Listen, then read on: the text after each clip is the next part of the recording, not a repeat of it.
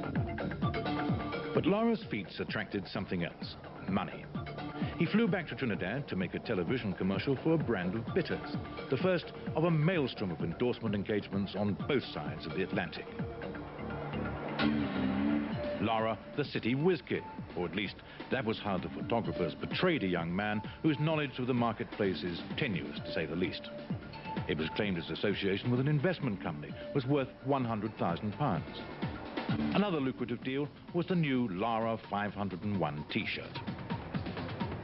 But what were these companies getting for their money? We've been using striking images of sportsmen in our corporate advertising over the past year. We believe that we're trying to link that striving of excellence which you get with a sportsman with our own company's aim, which is to itself be excellent in its own field. We are Britain's leading investment house, and he's certainly the leading batsman in the world at the moment. But there were problems. When Lara was asked to endorse jeans called 501s, it was discovered that clothing called 501s was already on the market. We would have preferred the 502 runs. It would have saved a lot of hassle, and would have maybe saved you all of you a journey down here today. West Indians are known around the world for cricket, you know, and I set my mind out on playing cricket for the West Indies and not the financial benefits I can gain from it. And reaching there, I think it was back in 1990, playing against Pakistan, was my lifelong dream. And it's now to maintain my success and maintain my play on the cricket team for the rest of my career. And I think that is of most importance to me, rather than the financial gains that, you know, you can reap from the game. But outside cricket, two men were now extremely active, creating Lara's burgeoning financial empire. His London agents, David Manasseh and Jonathan Barnett. It made us very conscious of that we had to do well for Brian, because the people were watching us. And in some ways, it acted as a spur. We turn down a lot more than what we actually accept. Our responsibility is basically to Brian. Obviously, we're in it for the money like anybody else. But at the end of the day, Brian has to be well looked after. And hopefully we're doing that job.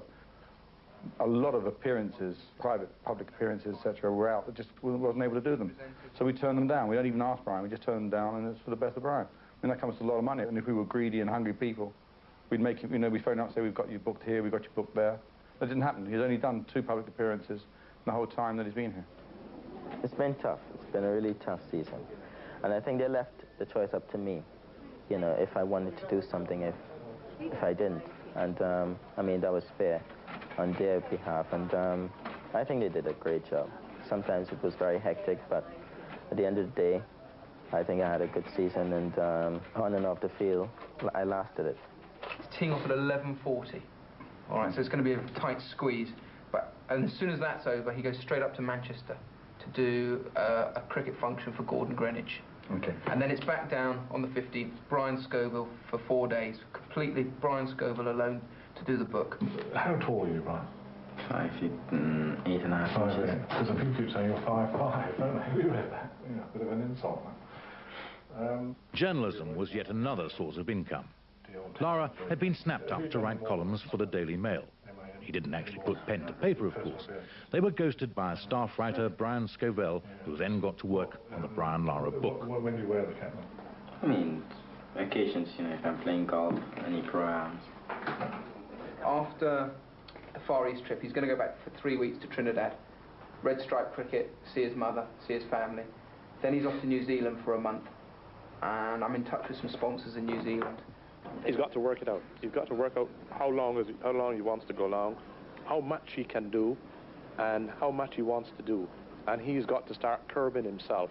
I don't think that any manager or anyone can tell him. And he's got to start thinking, now, how much can I do? Can I do that? Can I not do this? And say to his manager, whoever he is, look, I think I've been doing a little bit too much. I need to quiet down. I need to slow down a little bit and save a little bit for later on. Otherwise, he'll burn himself out, and he'll make a lot now, but in 4 or 5 years from now, he'll be finished. But Lara was now an industry. Back in Trinidad, they were fashioning Lara gold bat necklaces. No, I'm not a millionaire, that's for sure. But it's nice to play a sport or to have a job where you enjoy it, yet you can make a living out of it. And You know, I enjoy those both aspects of it, and hopefully at the end of my career, you know, I'd have a nice and simple life and something in the bank that I could depend on. Have you actually thought about what you wanted to do after cricket yet? I know it's very early. Play golf.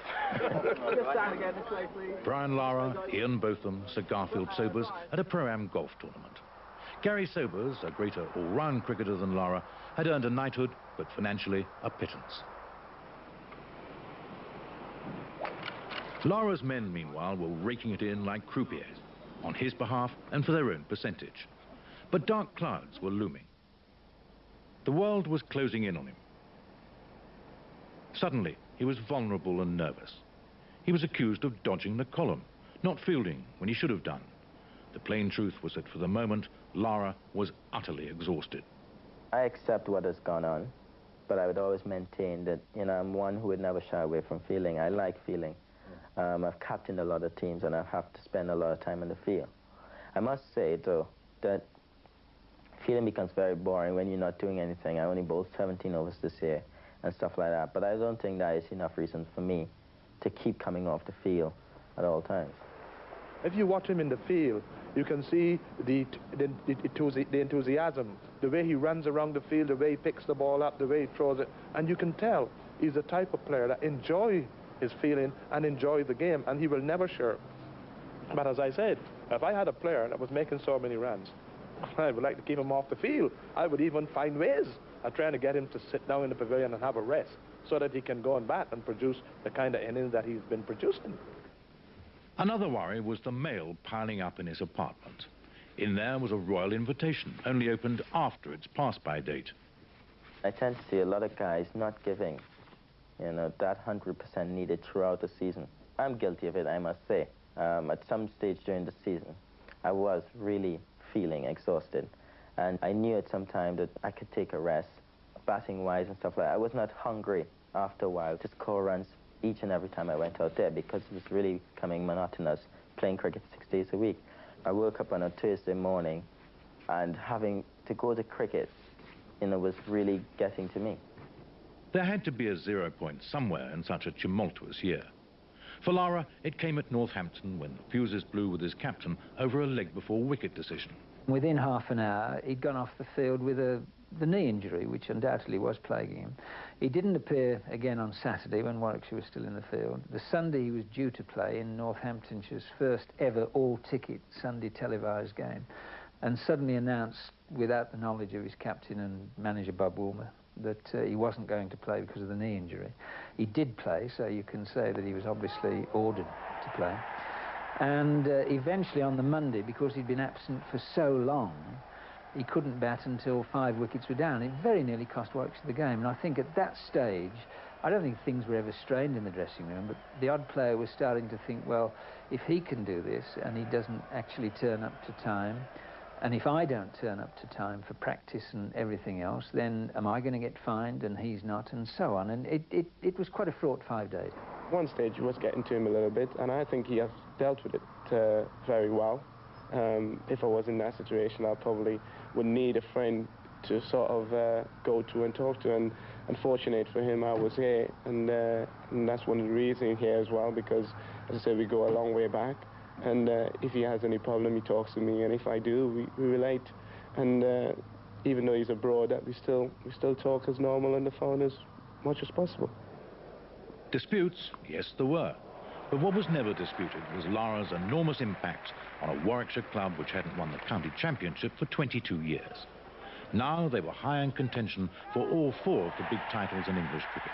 Lara scored only 8 in the first of them, the Benson and Hedges Trophy, but Warwickshire won.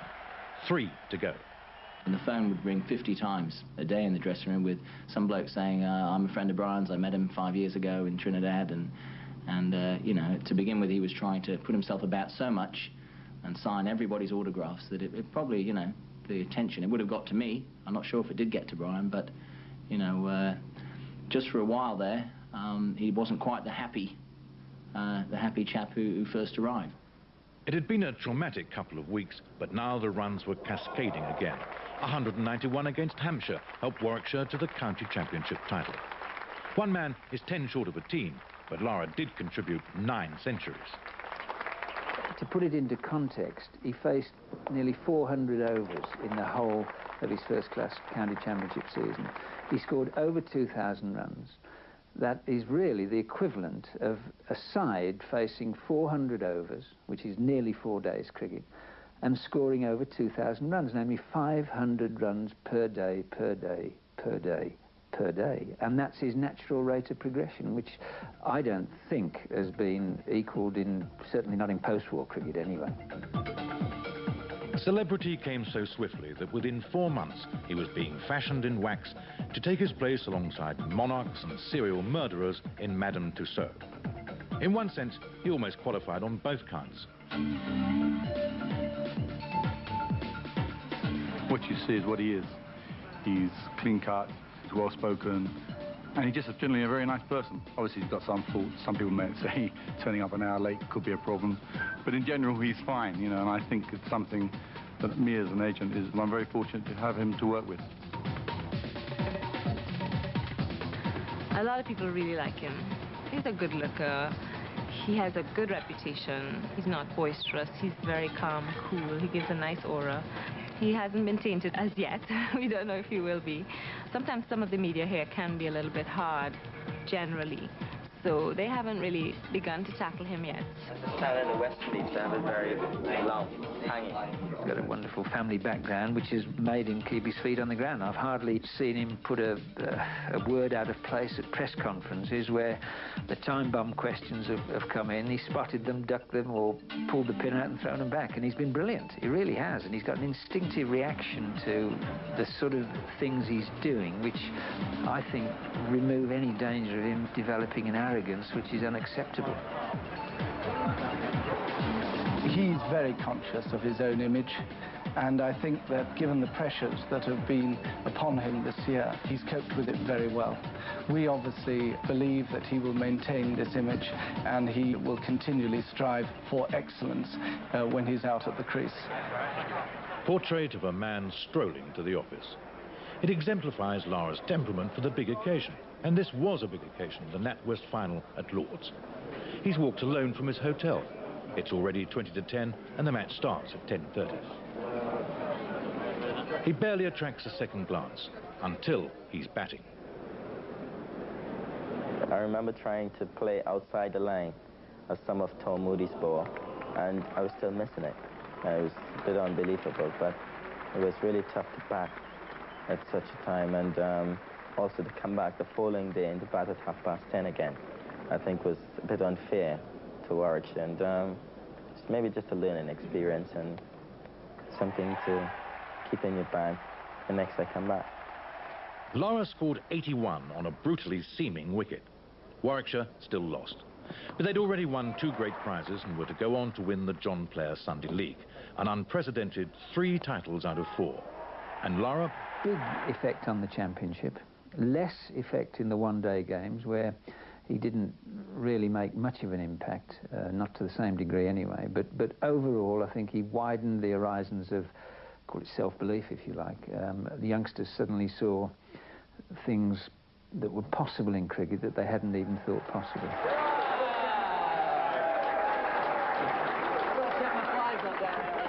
But Lara's influence extended even beyond runs and records.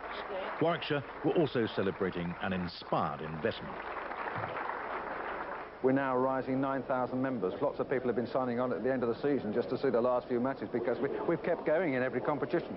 So he's increased our membership, he's increased our gates. I would say that every day's cricket at Edgbaston, we have doubled our gates. So if it's been 2,000 on a Monday for a championship match at Edgbaston, it's been 4,000. We've had tremendous crowds on Sundays. We've had 10,000 people coming through the gates, which has been marvellous. And obviously the success of the side has helped as well as Brian Lara. I thoroughly enjoyed my year, and I want to say that I will be back here in 1996.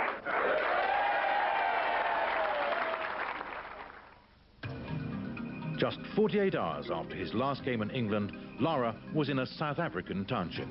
Nothing ever happens too fast. I think that, you know, the position I find myself in now, I'd rather be in this position than to be in any other position. And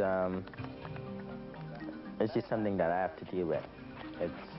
a lot of success, a lot of hype, a lot of media pressure, public expectation, and something that I feel I can strive on. Nothing that make a monster out of me. In these ghettos of the apartheid years, generations of potential cricket talent went untapped. Lara, black, brilliant, unprivileged, was the man to show them how. But he wasn't the only famous cricketer here.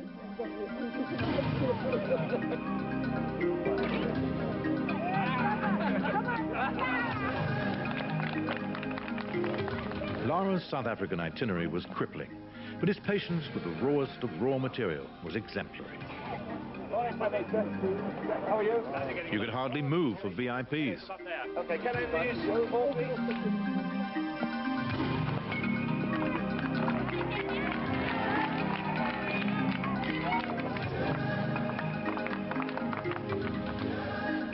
Barely 2 years earlier, most West Indian cricketers wouldn't have been seen dead here. But at a lightning political stroke, the sports boycott was over. Now, led by Lara, the world's master craftsmen are coming. Yes, they are thinkers, and he's a very great sportsman. If the youngsters learn to play cricket remotely as well as Brian Lara, or love it remotely as well as Brian Lara, they'll be very lucky youngsters. It was clearly John Major's batting which made the greater impression on the establishment Star newspaper. But it was Lara who was setting Soweto alight. Well, he wasn't the first man to have done that, but this time the motive was entirely peaceful. He's one of the best there is, isn't he? It's the sheer, it's his backlift that I found fascinating. And he clearly sees the ball very early in flight and hits the ball to all parts of the ground. He's a joy to watch. Thank you very much. And I fear we'll be watching all too much of him when the West Indies are next playing England. Thank you. The lady's name is Lizelle, and she too comes from Trinidad. But Lara keeps his personal life intensely private. He's here for cricket, and that is that. The top priority of the United Cricket Board of South Africa is to take cricket to all its people, particularly in the disadvantaged areas, the black towns of South Africa. It's crucial that our team ultimately must represent all the different people of this country. It makes moral sense, it makes business sense, it makes cricketing sense. Who better than Brian Lara, world's superstar player, to come to South Africa and to inspire the youth of this country, particularly the kids in the township. He's molding the character of the youngsters here in the name of cricket. Some are going to rise, of course, to represent South African cricket. But it goes far beyond cricket, like I said. His presence here, you know, is of fundamental importance to the South African government and the people of this country. He's a role model. They love him. They are going to want to emulate him. They're going to want to grow to be Lara. He started just at that age. So that is going to stick in their minds that one day I am going to be that Lara myself. Some guys like batting on a middle stump. Some guys like batting on leg stump. I bat on a leg stump, which is this line here. The umpire would give you a mark, most likely. Okay? Here is one of the shining stars of cricket, Brian Lara, visiting South Africa at the appropriate moment, drawing all these kids, hundreds of them, white kids, black kids, Indian kids, colored kids, all of them, brought together here today to develop a love for the game of cricket. In a very realistic, practical sense, he is addressing the major issues that are facing the government of national unity in South Africa today. What do you do with these youngsters who are sniffing glue, hijacking cars and raping and robbing and doing all kinds of things? He has brought hundreds of them here. And he is bringing them on that path to self-fulfillment as athletes in the general sense, to role models, respectable citizens of this country in their old age. A lot of young kids like hitting the ball very hard, so they go forward and try to hit it across the line. Go back, your right hand, your top hand for right-handed batsmen, your left hand always in control. You go back, get in line, and play. Okay? It's nice to see that, you know, they identify with someone and they're all willing, you know, to play cricket and want to become the next Brian Lara, the next Jonty Rhodes or whatever. And that's something positive in the society, which is very important. They have a lot of crime and a lot of violence going on.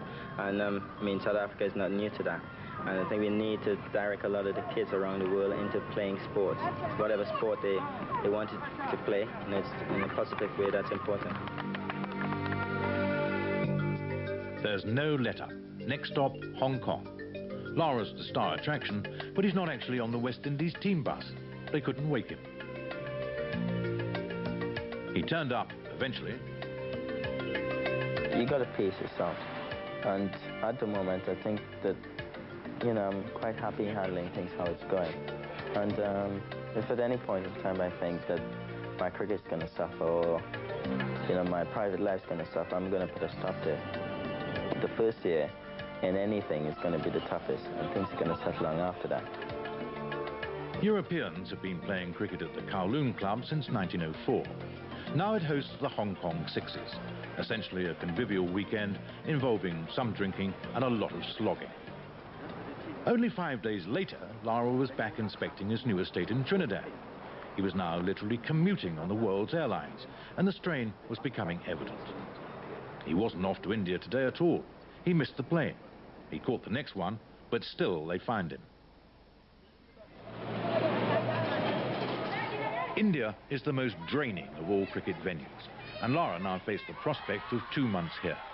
A triangular tournament of one-day matches against New Zealand and India, and a test series. Too much?